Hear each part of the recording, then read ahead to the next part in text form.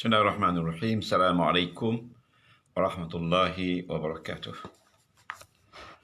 Alhamdulillahirrahmanirrahim. Wassalatu wassalamu ala sayyidil mursalin wa ala alihi wa sahbihi ajma'in. Rabbi syrah li sadri wa yassir li amri wa hlul 'uqdatam min lisani yafqahu qawli. Subhanaka la ilma lana illa ma 'allamtana innaka antal alimul hakim. La haula wa la quwwata illa billah. Pada siri 118 ini saya ingin menerangkan apa tu nama-nama anggota badan ya di dalam Al-Quran. Jangan pula bila kita baca Quran kita tak tahu anggota badan dalam Quran tu ya. Macam alam nashrah laka sadrak, tidakkah kami lapangkan dada anda. Sadrak itu dada. Dada itu anggota badan kita. Tapi dada bukan sebarang dada. Dada itu memberi makna balaghah, majaz, mahalliyah. Sebut dada, tapi maksudnya dalam dada. Okay. Alhamdulillah. Yang pertama sekali dalam bahasa Arab disebut mata. Mata ni ainun. Mata ainun. Ini tuan-tuan kena ambil berat. Bukan ambil berat apa tak, salin ya. Nombor satu ainun. Ya, ainun ini disebut mata. Fiha ainun jariyah. Di dalamnya ada mata air yang mengalir. Ya. Tapi yang di sini bukan mata yang kita pakai tu, anggota badan. Tapi nama ainun tu mata. Tapi di sini maksudnya air mata yang mengalir. Ya. Jadi digunakan ainun. Ainun dan ainun ini kalimah perempuan. Sebab itu dia kata ainun jariyah. Okay. Lepas tu ainun jariyah ni surah Al-Ghasyiyah ayat 12 ya. Surah Al-Ghasyiyah ayat 12. Yang kedua dia gunakan perkataan satu lagi dalam surah surah Al-A'raf ayat 116. Ya, surah Al-A'raf ayat 116. Falamma alqu qala alqu falamma alqaw saharu a'yunan nasi wastarhabuhum waja'u bisihrin azim. Okay, itu artinya dia kata Musa menjawab, lemparkanlah lebih dahulu. Maka tatkala mereka melemparkan, mereka menyulap mata orang dan menjadikan kebanyakan orang itu takut, serta mereka mendatangkan sihir yang besar yang menakjubkan. Ini dalam surah Al-A'raf menceritakan tentang Nabi Musa ya. Tuan-tuan boleh baca cerita Nabi Musa ni yang ada ayat ini. Okey, yang kedua tuan-puan, yang kedua uzunun. Uzunun ni telinga. Ya, uzun telinga. Ya. Fadarabna ala adhanihim fil kahfi sinina adada. Fadarabna ala adhanihim fil kahfi sinina adada. Maka kami tutup telinga mereka beberapa tahun dalam gua itu, iaitu surah Al-Kahfi ayat 18. Ya, bagaimana peristiwa Ashabul Kahfi, ya, Allah Ta'ala menutup telinga-telinga mereka supaya mereka ini tidak tahu apa perkembangan yang berlaku di luar ya. Sehingga berapa puluh tahun mereka duduk dan mereka keluar daripada gua itu, dan duit pun dah tak digunakan lagi ya, duit baru ya. Yang ketiga tuan-puan, perkataan afwah. Afwah ni mulut. Jadi kita tadi dah ada mata, telinga, mulut. Disusun ya.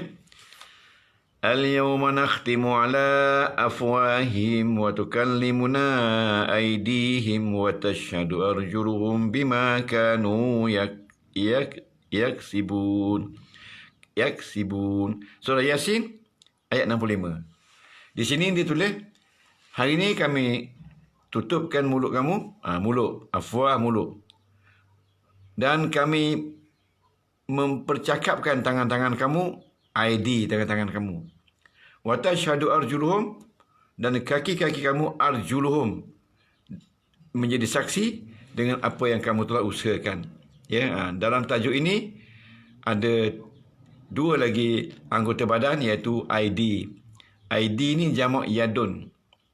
Yadun, ya. Arjulu jamak rijlun. Rijlun jamak dia arjul. Ya, kalau rajulun lain. Rajulun erti laki-laki. Jamak dia rijal. Okey, alhamdulillah ya. Yang keempat, ini yang paling bahaya ni. Lisan. Ya. فَإِنَّمَا يَسَّرْنَاهُ بِلِسَانِكَ لَعَلَّهُمْ يَتَذَكَّرُونَ. Sesungguhnya kami mudahkan Al-Quran itu dengan bahasamu supaya mereka mendapat pelajaran. Jadi Ad-Dukhan ayat 58 ya. Surah Ad-Dukhan ya, ayat 58.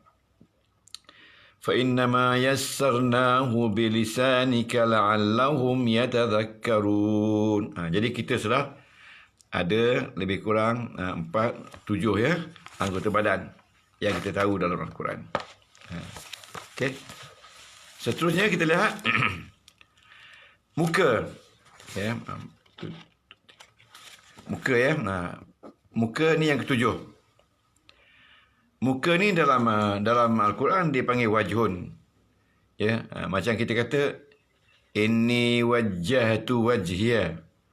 Jadi muka ni memberi makna menghadap.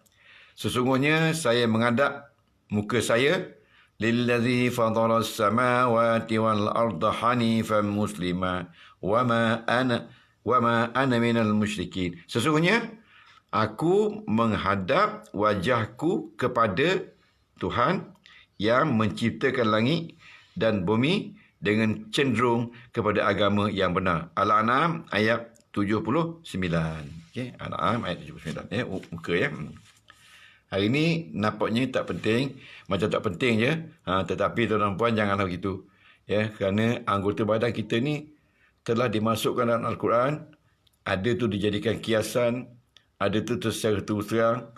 Tapi saya perhatikan banyak sekali anggota badan ini dimasuk bukan memberi makna sebenar, tapi memberi makna kiasan. Yang mana kita tidak sedar itu adalah kiasan dari Allah Subhanahu Wa Taala.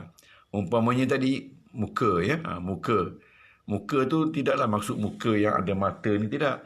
Muka tu artinya bahagian badan kita yang di hadapan. Ya, yang termasuk juga dada kita, ya, perut yang menghadap ke depan. Jadi bila kita menghadap Allah, bukan kita menghadap muka saja. Kita menghadap dada kita menghadap perut kita menghadap bahagian peha kita, dan juga kita menghadap hujung kaki kita. Oleh sebab itu, dalam keadaan solat, macam mana pun, semua anggota badan kita menghadap Allah. Walaupun kita dalam sujud, semua kaki anggota kita, jari jemari kita menghadap Allah Subhanahu Wa Taala, ya, mengikut sunnah Nabi. Okey, Ra'sun yang ke-8 ya. Ra'sun ini kepala ya. Kepala. Ya, dalam ayat Ad-Dukhan, summa subbu fawqa ra'sihi min azabil jahim min azabil hamim. Ada juga azabil jahim ya. Summa, kemudian tuankanlah di atas kepalanya seksaan dari air yang amat panas. Subbu ya. Fawqa ra'sihi, di atas kepalanya. Lepas tu yang ke-9, yadun. Yadun ya. Yadun ini tadi dah sebut satu. Yadun ini mufrad. Kalau jamak dipanggil ID. ID. Iaitu surah Al-Masad ayat 1 ya. Tabbat yada abi lahabin wa tab. Jadi binasalah kedua tangan Abu Lahab, dan sesungguhnya dia akan binasa. Jadi tuan-tuan, yada dalam ayat tabbat yada ni bukanlah yada yang dimaksudkan tangan yang ada 5 jari tu. Tetapi yada di sini maksudnya segala perbuatan Abu Lahab tu. Ya, dia gunakan yada ini sebagai bahasa sindiran, ya. Satu lagi, biaidi safarah, dengan para penulis malaikat, ya. Biaidi safarah, dengan tangan-tangan para malaikat, kiramin bararah, malaikat-malaikat yang pemurah lagi baik, ya. Biaidi dengan dua tangan, ya. Okay. Adakah malaikat ni ada tangan? Itu satu persoalan majas lagi, ya. Ya, yang ke-10, rijlun, ya. Tuan-tuan, kalau tak dengar pun tak apa, dengar balik rakaman ni. Yang pentingnya selepas tuan-tuan dengar, sila share, ya. Sebab saya dapati tak banyak yang share, ya. Saya minta share, lepas tu like, supaya saya dapat lihat siapa dia yang like, ya. Okay. Al-yawma nakhtimu ala afwahihim wa tukallimuna aydihim wa tashhadu arjuluhum. Tadi kita dah baca dah tadi. Ya, hari ini kami akan tutup mulut kamu, tutup rapat-rapat. Kami akan mempercakapkan tangan kamu dan kami akan menjadikan kaki-kaki kamu itu sebagai saksi dengan apa yang telah kamu usahakan. Okay? Jadi ini adalah satu ayat yang memberi tamparan kepada orang-orang yang beriman, supaya setiap anggota badan kita, apa yang kita lakukan hari ini, kita dengar Al-Quran pun dicatat dan ditanda. Banyak masa kita habiskan untuk Al-Quran, untuk kebaikan, maka kuranglah masa yang kita sia-siakan. Seterusnya, yang ke-11. Yang ke-11 itu dikatakan kalimah dada. Dada, ya, dada, sodrun. Dada ini di bahagian depan. Ya, yang dimaksudkan Allah dada, bukan dada, tapi yang dalam dada tu ada limpa, ada hati, ada jantung, ya, ada apa lagi dalam dada, ya, yang bahagian abdomen tu, ya, banyak anggota badan kalau kita operate dada kita, ya.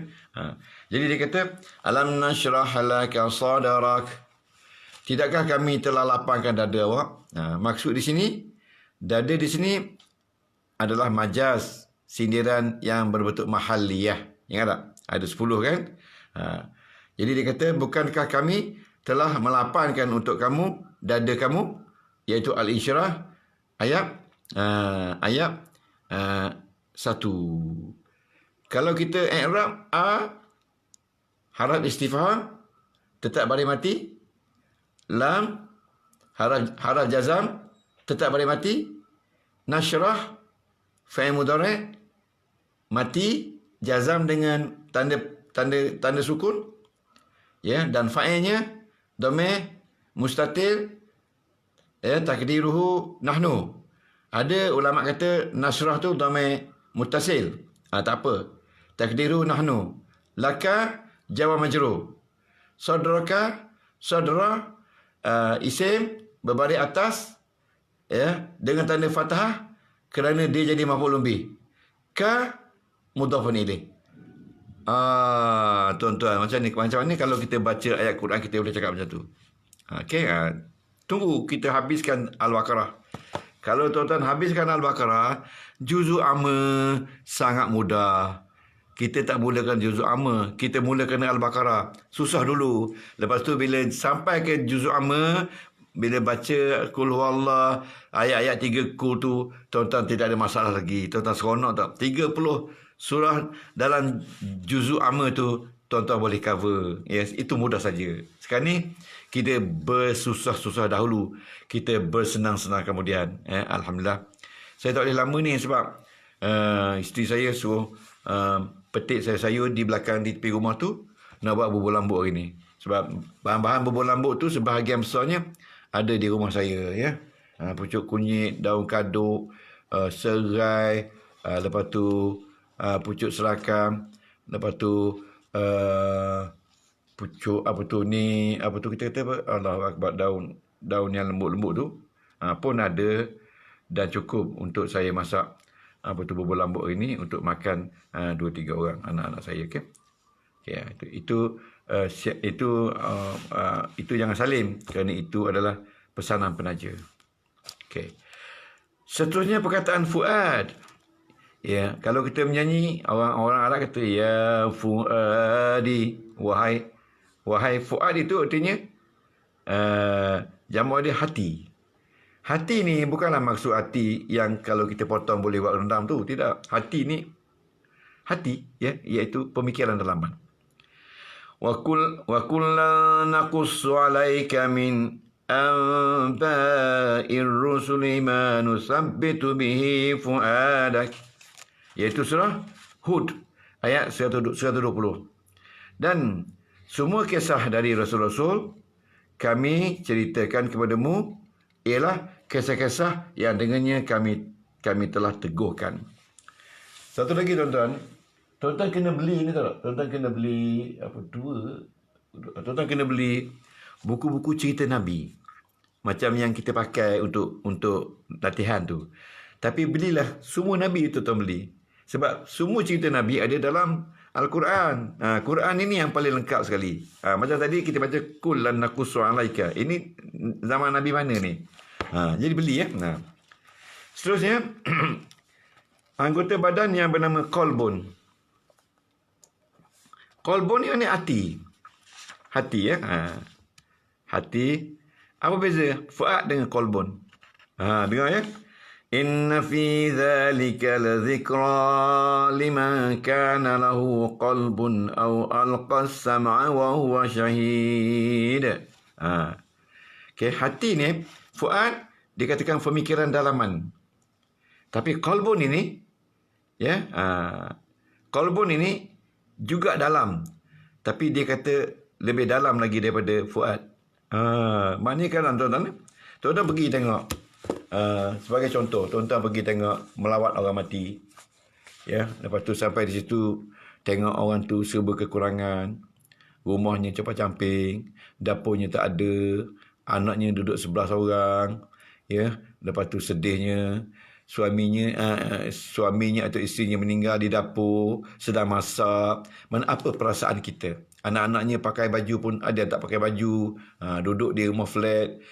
Tuan-tuan rasa macam mana bila tengok tu? Itu yang dikatakan fuad, hati kita. Hati kita tengok macam mana? Adakah kita simpati? Simpati. Berbeza dengan kolbu. Kolbu ni dia berkaitan dengan pemikiran yang berusul-usul ibadat, yang dekatkan kita dengan Allah, hati.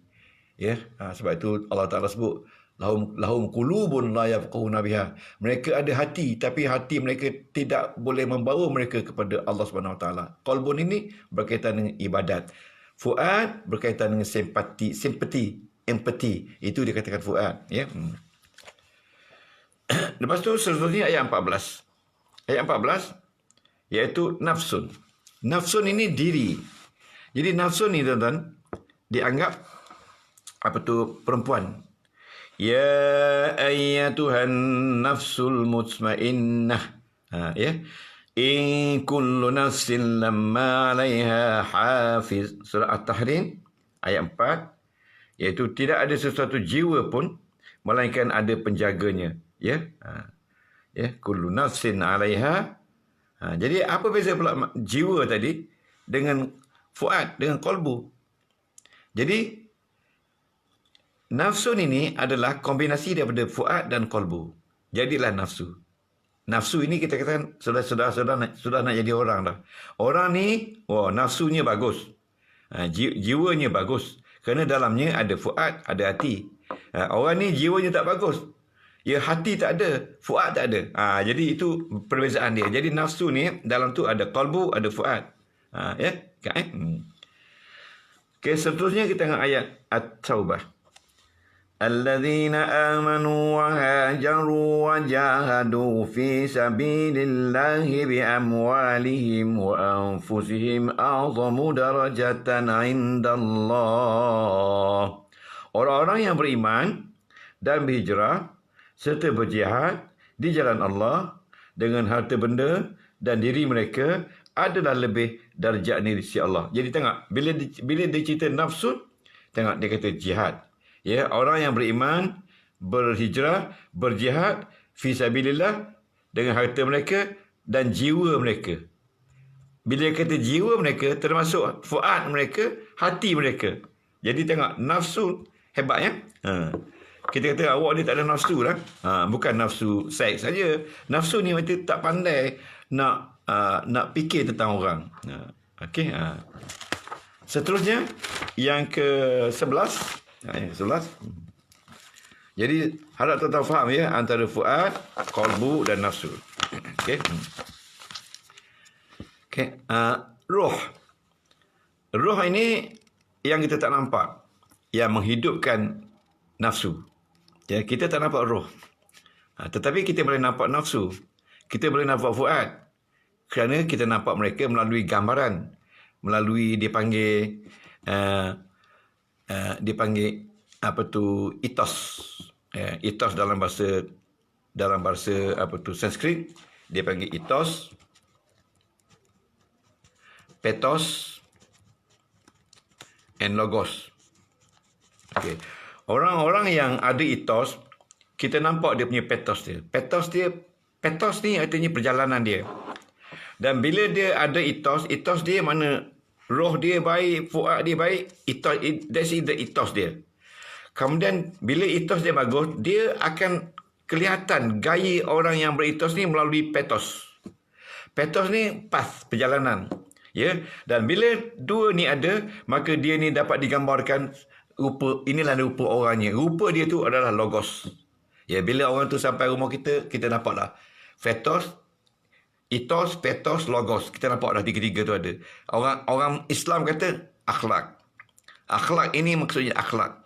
Khuluquhul karim. Nabi kata wa kana khuluquhu, akhlaknya khuluqul Quran. Jadi boleh dah tuan-tuan masukkan ethos, pathos Quran dalam diri kita. Ya, bila tengok dapat duit sikit, kita belanja. Kerana itu bukan duit kita.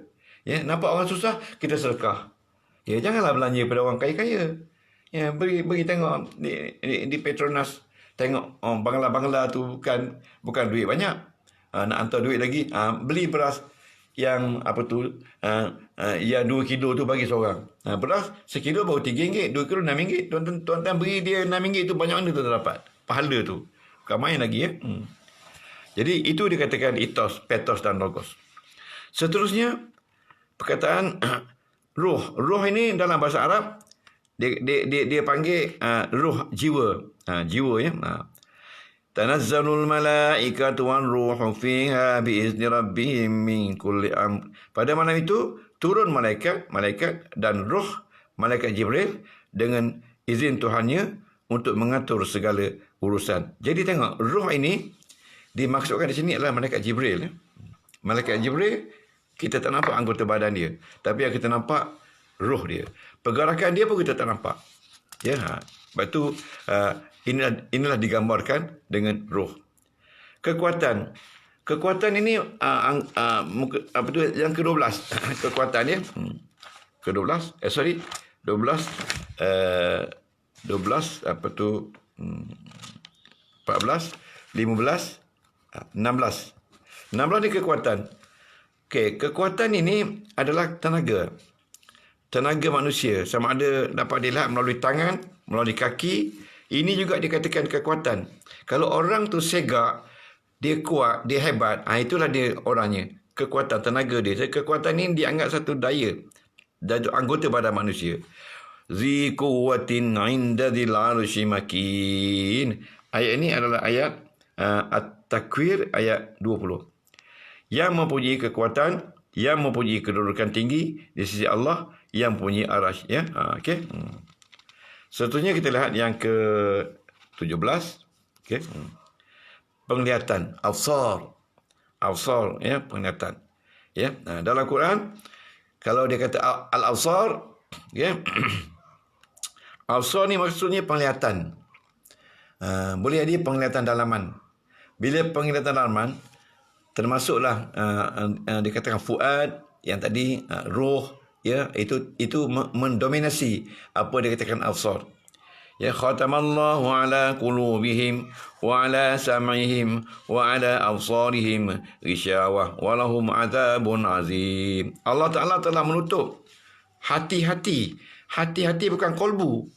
Hati di sini maknanya berfikir untuk kebaikan tu ditutup. Wa ala sam'ihim, mendengar untuk kebaikan itu ditutup. Wa ala absarihim, dan juga melihat untuk yang baik itu telah ditutup.